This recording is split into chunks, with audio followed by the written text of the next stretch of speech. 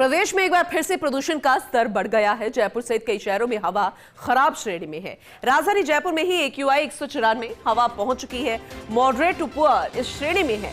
बीकानेर 186, दौसा 185, हनुमानगढ़ 206, श्रीगंगानगर 240 गंभीर स्तर पर, भीलवाड़ा 162, नागौर 162, टोंक 161 सवाई माधोपुर 150 में भी वायु गुणवत्ता बिगड़ गई है।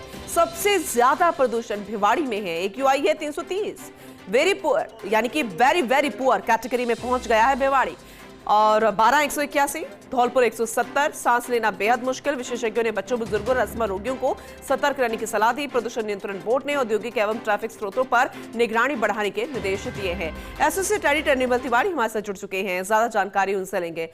निर्मल जी, अभी तक जब भी AQI का जिक्र होता था, वायु प्रदूषण से जुड़ा मामला आता था, दिल्ली NCR, लेकिन अब राजस्थान में भी कई ऐसे जिले हैं जो कि पुअर और वेरी पुअर वाली कैटेगरी में भी आ गए हैं।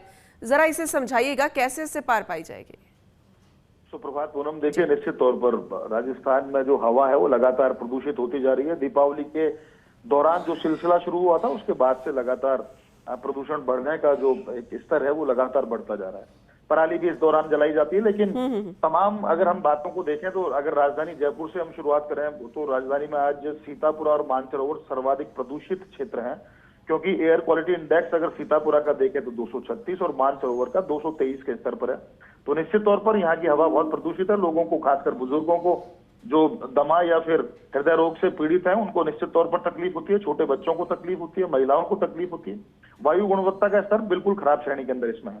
मुरलीपुरा 183, शास्त्री नगर 182 और पुलिस कमिश्नरेट का जो क्षेत्र है उस क्षेत्र में भी लगातार प्रदूषण बढ़ा है। आदर्श नगर को जरूर हम कह सकते हैं कि 157 वहां प्रदूषण का स्तर है AQI, तो निश्चित तौर पर वहां थोड़ा बहुत राहत है। लेकिन अगर पूरे प्रदेश को देखें तो भिवाड़ी सर्वाधिक प्रदूषित है। भिवाड़ी की स्थिति लगातार जैसे पहले बिगड़ती गई है वैसे ही बिगड़ती जा रही है। 333 वहां पर AQI है, तो निश्चित तौर पर वेरी पुअर कैटेगरी में है।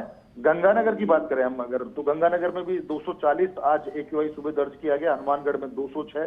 तो निश्चित तौर पर पश्चिम राजस्थान और उसके आसपास का जो क्षेत्र है वहां प्रदूषण का स्तर बढ़ा है, जो पंजाब से लगता हुआ इलाका है।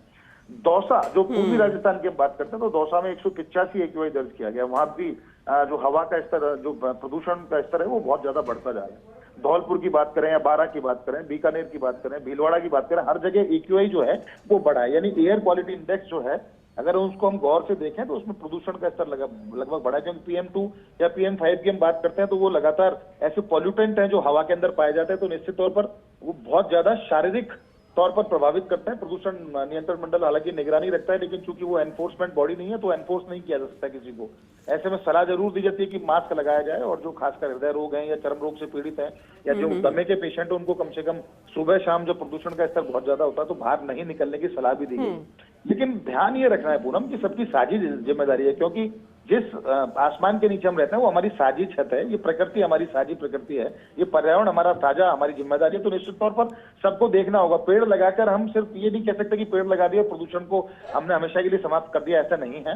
हमें नियंत्रित तरीके से वाहनों का भी संचालन करना होगा, क्योंकि इस पर आम लोगों को भी जागरूकता अपनी बढ़ानी होगी, क्योंकि कोशिशें सरकार प्रशासन तो करती है लेकिन हमें भी ज्यादा ध्यान देने की जरूरत है। बहुत शुक्रिया विस्तृत रूप से इसे बताने के लिए, जानकारी देने के लिए निर्मल जी आपका।